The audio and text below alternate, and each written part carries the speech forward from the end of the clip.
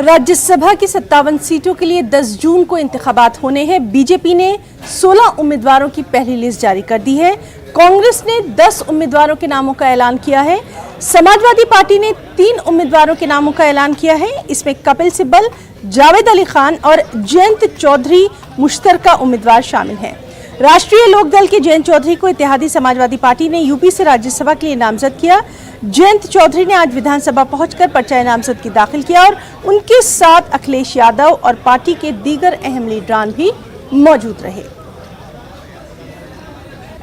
देखिए, आज दिन इनका है, ये नामांकन करने जा रहे हैं। हमें खुशी है कि जयंत चौधरी जी राज्यसभा में अपने दल और समाजवादी पार्टी के दोनों के गठबंधन के प्रत्याशी हैं। मैं उनको बधाई देता हूं, शुभकामनाएं देता हूं। देखिए, बहुत बड़ा आशीर्वाद दिया है मुझे उत्तर प्रदेश की जनता ने और जो समर्थन अखिलेश जी ने, समाजवादी पार्टी ने और गठबंधन के सभी सहयोगी दलों ने दिया है, वह हमेशा याद रहेगा। मैं धन्यवाद देना चाहता हूं। जो उम्मीदें हैं उत्तर प्रदेश की जनता की, क्योंकि उत्तर प्रदेश के प्रतिनिधि के तौर पर मैं राज्यसभा के विनती करना चाहता हूं।